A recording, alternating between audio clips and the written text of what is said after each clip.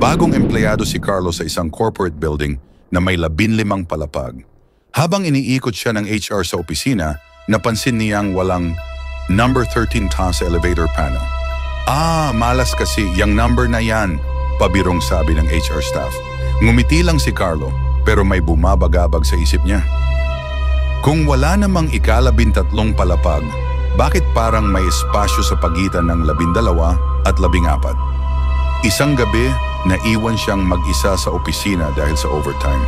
Pagpasok niya sa elevator, napansin niyang may lumang button na hindi niya nakita kanina. 13. Nagdalawang isip siya, pero nang pipindutin na niya ang 12, sunang kusa itong lumipat sa 13. Dun! Ding! Bumukas ang pinto. Isang madilim at abandonadong palapag ang bumungad sa kanya. Parang lumang opisina na iniwan ng matagal. Sirang mesa, papel na nagkalat, at upuang natumba. Lumabas siya, tahimik ang paligid, pero parang may mahihinang boses na bumubulong. Hindi niya maintindihan hanggang sa may nakita siyang lumang computer na bukas. Lumapit siya. May isang dokumento sa screen. May nagtatago sa mga records. Basahin mo bago ka rin maglaho. Napalunok siya. Bago mawala, may isang folder sa desktop. Binuksan niya ito at tumambad sa kanya ang ilang lumang larawan, mga empleyado na hindi niya kilala, lumang ID at isang blueprint ng gusali. Isang document ang nakakuha ng kanyang atensyon.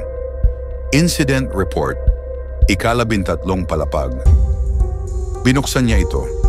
Noong unang itinayo ang gusali, may ika-13 palapag talaga. Pero isang araw, may natuklasang anomalya sa records. May isang departamento na hindi kailanman inaprubahan, pero may mga empleyadong nakalista. Nang suriin ang CCTV, wala silang nakitang pumapasok o lumalabas mula rito, pero patuloy ang pagtaas ng kanilang sweldo. Sinubukan nilang bisitahin ang palapag na ito, pero naputol ang dokumento. Sa gilid ng kanyang mata, nakita niyang may nagre-reflect sa screen. Isang lalaki sa likod niya. Dahan-dahan siyang lumingon. Isang empleyado. Sunog ang kalahati ng mukha, ang pisngi ay maitim at may punit na balat at parang may nakapulupot na anino sa katawan nito. Napatakbo si Carlo papunta sa elevator, nagpipindot ng kahit anong button, pero ang ilaw ay patuloy lang na umiilaw sa naman 13. Kinabukasan hindi na natagpuan si Carlo.